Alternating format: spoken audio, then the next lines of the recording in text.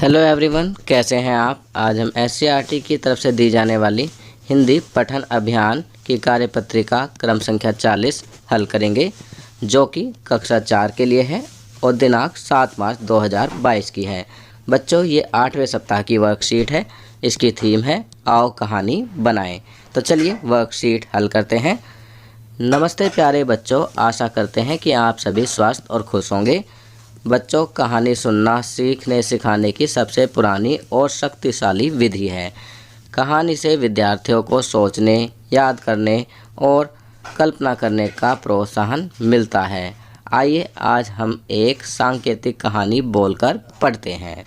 तो बच्चों, यहाँ पर कहा गया है कि कहानी सुनाना सीखने सिखाने की सबसे पुरानी और शक्तिशाली विधि है। विधि होता है तरीका। कहानी से विद्यार्थियों को सोचने, याद करने और कल्पना करने का प्रोत्साहन मिलता है।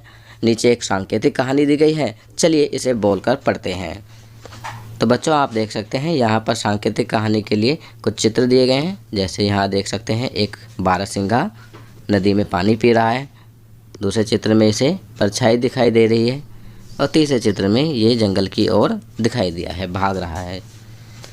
अब यहाँ पर कहा गया है प्रश्न में, पहला प्रश्न, ऊपर दिए गए संकेतों के आधार पर कहानी को संक्षिप्त रूप में लिखिए और बोलकर अपनी कक्षा में सुनाइए।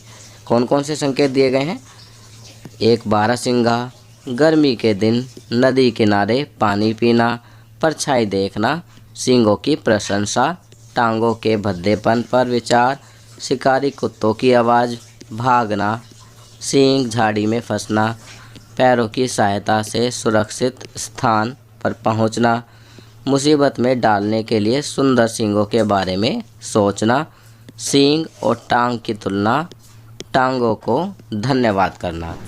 तो ये सभी संकेत दिए गए हैं। तो इन संकेतों की सहायता से आप कहानी बनाएंगे और उसे बोलकर कक्षा में सुनाएंगे। तो यह कार्य आप स्वयं करेंगे। आपकी सुविधा के लिए मैंने कहानी इस प्रकार बनाई है। किसी जंगल में एक बारहसिंगा रहता था। गर्मी के दिन थे। नदी के किनारे बारहसिंगा पानी पीने गया और उसने अपनी परछाई पानी में देखी। परछाई में उसके सींग उसे बहुत अच्छे लग रहे थे। वह अपने सींगों की प्रशंसा करने लगा। तभी उसने देखा कि उसकी टांगें पतली पतली सी हैं। वह अपनी टांगों के भद्देपन पर विचार करने लगा। तभी बारहसिंगा को कुछ शिकारी कुत्तों की आवाज़ सुनाई दी। शिकारी कुत्तों की आवाज़ सुनकर वह वहाँ से भागने लगता है। भागते भागते उसके सींग झाड़ियों में फंस जाते हैं। वह बहुत परेशान हो जाता है कि आज तो मैं नहीं बच पाऊँगा। तभी पैरों की सहायता से जोर लगाने पर वह झाड़ियों से निकल जाता है और दौड़कर किसी सुरक्षित स्थान पर पहुंच जाता है। तब बारहसिंगा सोचता है कि आज तो मेरे सुंदर सींगों ने मुझे मुसीबत में डाल दिया था, परंतु शुक्र है कि मैं अपनी टांगों की वजह से बच गया। उसने फिर स्वयं से कहा कि अब वह अपने सींग और टांगों के भद्देपन की तुलना नहीं करेगा और उसने अपनी टांगों को धन्यवाद दिया। चलिए आगे बढ़ते हैं। प्रश्न 2, बारहसिंगा के सींग कहाँ फंस गए थे? तो इसका उत्तर लिखेंगे, बारहसिंगा के सींग झाड़ियों में फंस गए थे। तीसरा प्रश्न, बारहसिंगा को अपने सींग बहुत पसंद थे और पैर बिल्कुल नापसंद।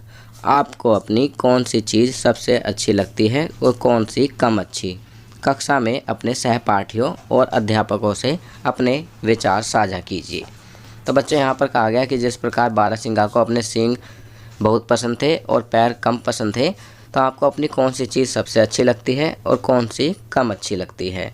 तो सभी बच्चे अपनी सबसे अच्छी चीज़ और कम अच्छी चीज़ के बारे में लिखेंगे। आपकी सुविधा के लिए मैंने यहाँ लिखा है, मुझे अपनी सारी चीज़ें बहुत अच्छी लगती हैं क्योंकि सभी के अपने फ़ायदे होते हैं।